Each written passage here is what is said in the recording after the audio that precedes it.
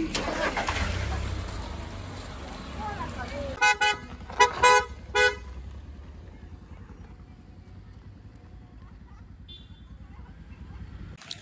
everyone, কি খবৰ আশা কৰিছো ভাল সকলোৰে তো দিনটো আজি কোতে গাড়ী ধুতে গল 4-5 খন মান গাড়ী ধুলো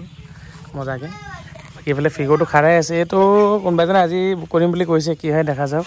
ওইকেনাৰ কথাটো জানে আপোনালোকে 225 ইনক্লুডিং ট্ৰান্সফাৰ বাকি ইকো স্পৰ্টখনো আজি বহুত বঢ়িয়াকে ধুলো আন্ধাৰ হ আৰু প্ৰায় কিন্তু ইকো স্পৰ্টখন খুব ধুনীয়াকে ধুলো এফালে আপোনাৰ এখন চিটিখনো দেখা পাইছে এখনো ফটো মাৰি কেনে আৰচিখন দিব লাগে এজনক তেওঁ বলে ফাইনান্স কৰিব নিজে কৰি ললে পাৰিব ফাইনান্স বাট মই লাগি থাকিবলৈ অকণ দিগদাৰি পাওঁ বাকি এফালে আপোনাৰ এখন কি আছিলে মাইক্ৰাখনো দেখা পাইছে বাকি এফালে টাটা জেষ্ট আছে টাটা টিয়াগো আছে আৰু ফাইনালি আমি হন্ডা আৰু এখন গাড়ী আমাৰ লগত আহিছে আপোনাৰ Honda MS 2013 model petrol version গাড়ীখন খুব কম দামত আমি দি আছো গাড়ীখন এখন সব বৰ ভালকে দেখুৱাব পৰা নাই আপোনালোকক ওয়াইন ৰেড কালাৰ হয় ওয়াইন ৰেড টাইপৰ কালাৰ কিন্তু গাড়ীখনৰ মানে বডিত অলপ চলপ কাম আছে কিছুমান স্ক্ৰেচ আছে দেখা পাইছে ন এইবিলাক স্ক্ৰেচ আছে এইবিলাক অলপ চলপ স্ক্ৰেচ আছে গাড়ীত স্ক্ৰেচ আছে 4-5 হাজাৰ টকা স্ক্ৰেচখিনি মাৰুতে খৰচা হ'ব আৰু ইয়াৰ মানে এই ফ্ৰণ্টৰ গ্লাছটো অকণমান লাইন এটা এনেকৈ ফটা আছে মই দেখাই আছো বা এই ড্ৰাইভিঙত কোনো ধৰণৰ এফেক্ট নপৰে এনেকুৱা ধৰণে আৰু গাড়ীখনৰ কণ্ডিশ্যনটো চাই দাম হ'ব এনেকুৱা ধৰণে এটা লাইন ফটা আছে ওপৰত কোনো ধৰণৰ নাই তো এটা লাইন ফটাৰ কাৰণে গাড়ীখনৰ কণ্ডিশ্যন চাই আমি দাম লগাই আছো এখন হ'ল আপোনাৰ 2013 মডেল ইনস্যুৰেন্স আপডেট আছে সেকেন্ড ওনাৰ হয় 1,04,000 চলিলে ইন্টাৰভিউটো মই পটাপট দেখুৱাই দিছো আপোনালোকক ফ্ৰণ্ট সাইডৰ পৰা চাবলৈ গ'লে এনেকুৱা ধৰণৰ এইবিলাক মিটাৰ সিধা আছে কোম্পানী ফিটেড মিউজিক সিস্টেম আছে ষ্টিয়াৰিং কন্ট্ৰলো আছে হৰ্নটো দেখা পাইছে বাকি খুব ধুনীয়া আৰু ইন্টাৰভিউ বিলাক সব বহুত বঢ়িয়া হৈ আছে আৰ্মৰেষ্টটো আছে গাড়ী একদম লাক্সাৰি কাৰ হয় Honda MS 2013 model petrol version বাকি কন্ডিশন বঢ়িয়া হৈ আছে খালি সিট কভাৰটো অলপ ফাটিছে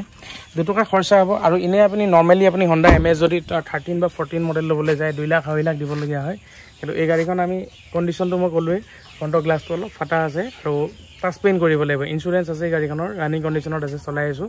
এসিটো গেছ নাই বুলি কৈছে মালিকে সম্ভৱ গেছও ভৰাব লাগিব তাতো তো সেইখিনি কামৰ কাৰণে আমি গাড়ীখন খুব কম দামত দি আছো এখন দি আছো অনলি আপোনাৰ 145 ইনক্লুডিং ট্ৰান্সফাৰ দামটো ফিক্স ইনক্লুডিং ট্ৰান্সফাৰ হইতে পাব 145 ত অনলি হেকিটা কাম আপুনি নিজে কৰি ল'ব লাগিব আমাৰ তাত একচুয়ালি সময় নাই যদি বাই চান্স বলে গাড়ীখন বিকি জনা হপ্তাহ 10 দিন তেতিয়া কৰি মেলি পিছত কিবা কৰিব পাৰো কিন্তু বৰ্তমান আপোনালোকে ইমান ভাল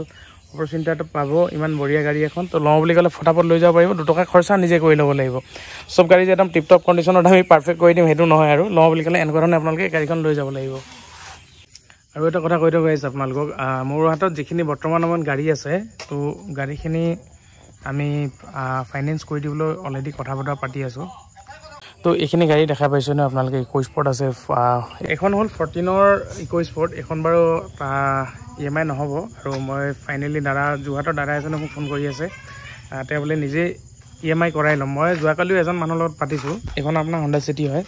Honda City খনো বহুত মানে EMI দিলে লম কৰি আছে মানে কেছ পইচা সুবৰে ইমানটো নাথাকে EMI কৰিবলৈ মই ইমান অসুবিধা নাপাওঁ তাতে মানে কি হয় খৰচাটো অকনমান মানে বেছি হৈ যায় নতুন গাড়ীত EMI কৰিলে অলপ ভাল হয় আৰু পুৰণি গাড়ীত কৰিলে কি হয় ফাৰ্স্ট পাৰ্টি ইনস্যুৰেন্স কৰিব লাগে হয় প্ৰসেসিং ফিজ গাড়ী ভ্যালুয়েশন মানে বহুতখিনি কৰোতে টকা 20,000 মান এক্সট্ৰা খৰচা হৈ যায় আৰু সেই এক্সট্ৰা 20,000 টো যেতিয়া ফুটৰ লগত লগাই দিয়া হয় পইচা হিচাপটো অলপ বেছি হৈ যায় তেতিয়া কিছুমান কাস্টমাৰে ভয় খাই যায় এইখিনি জানো কাৰণে কলো আৰু আপোনালোকক যিমানখিনি গম পাইছো তো এটো কাৰণে মই মানে কি হয় ফাইনান্স কৰি দিবলৈ অকমান নিজে দিগদাৰি পা মাথা মাৰি থাকিবলৈ কিন্তু এজন ফাইনান্সাৰ লগত মই অলৰেডি কথা পাতিছো বহুত মানে ফাইনান্স কৰো কৈ থাকে যদি ফাইনান্স কৰে আপোনালোকে ডাইৰেক্টলি মোৰ ঘৰত আহক গাড়ী পছন্দ কৰক তাৰ পিছত মই ফাইনান্সাৰ লগত কথা বতৰাই থাকিম এই ফোনত বা মেছেজত ফাইনান্স হ'ব নেকি কিমান টকা EMI আহিব কি আহিব সেইখিনি মোক সুধি থাকিলে মই একো গম নাপাওঁ ফাইনান্স হৈ যাব আপোনালোকে আহক ফাৰ্স্ট টাইম গাড়ীখন চাওক পছন্দ লাগিলে বাকিখিনি মই কৰাই মিলাই দিম মানে কিন্তু 14 খন ফাইনান্স হৈ যাব লাগে এখন কিন্তু এখন ইকো স্পৰ্টখন বলে এজনে হদিছিলে এখন নহব বুলি ক'লে বাট এখন আপোনাৰ নৱেম্বৰ মাহৰ 14 হৈ যাব লাগে আৰু দেখা যাওক মানে 10 বছৰ পুৰণা গাড়ী কেতিয়াবা হৈ যায় কেতিয়াবা নহয় বাকি দেখা যাওক আৰু কি হয় নেকি বাকি ফাইনান্সটো কৰাবলৈ আমিও ট্ৰাই কৰি আছো দেখা যাওক আৰু কি হয় যদি কৰি দি মেলি ওলাই দিব পাৰো আমাৰো ভাল আপোনালোকৰো ভাল খালি ফাইনান্সত অলপ খৰচাটো বেছি হয় পৰাপক্ষত আপোনালোকে কেছত ল'বলৈ ট্ৰাই কৰক ফাইনান্সত অলপ বাটো বেছি হয় আৰু নতুন গাড়ী ফাইনান্স কৰিলে ইমান ইস্যু নাই সেকেন্ড হ্যান্ড গাড়ী ফাইনান্স কৰাৰ পিছত মানে ধৰক এমাহ 2 বছৰ 1 বছৰ চলোৱাৰ পিছত ডাইৰেক্ট গাড়ীখন কিবা এটা কৰি লৈ লওক অলপ পইচা সুবিধা হৈছে এনেকুৱা ধৰণৰ বহুত আমাৰলৈ আহি থাকে আকৌ সেইখিনি মানুহখিনি জ্বালাখিনি নিজে দেখিছোঁ কাৰণে মানে মই ফাইনেন্স কৰি দিবলৈ অকণমান দিগদাৰী এটা পাওঁ যোনে লয় কেছতে লওক কম দাম পইচা যদি 1 লাখ আছে 1 লাখ টকীয়া গাড়ী লওক 2 লাখ যদি 2 লাখ টকা গাড়ী লওক তেনেকৈ বুলিয়ে ভাবোঁ কিন্তু এতিয়া উপায় নাই বহুত মানে কৈ আছে যেতিয়া মই লাহে লাহে ফাইনেন্সৰ লগত কথা পাতি থৈছোঁ আপোনালোকে আহিলে খালি ডাইৰেক্ট আহিব গাড়ীখন চাব পচন্দ লাগিলে ফাইনেন্স কৰি উলিয়াই লৈ যাব আৰু মোক সুধি থাকিলে মই গম নাপাম ফাইনেন্স ডাউন পে'মেণ্ট কিমান দিব লাগিব কিমান টকা ফাইনেন্স আহিব সেইখিনি মই ফাইনেন্সাৰ নহয় কাৰণে সেইখিনি কথা মই গম নাপাম পৰাপক্ষত মোক এইখিনি কথা সুধি নাথাকিব আৰু ডাইৰেক্ট ফাইনেন্সাৰ লগত কথা পতাই দিম গাড়ীখন ফাৰ্ষ্ট টাইম চাওঁ কি তাৰপিছত ফাইনেন্সাৰ লগত কথা পতাম আৰু বাকীনো কি ক'ম এতিয়া আপোনাৰ আমি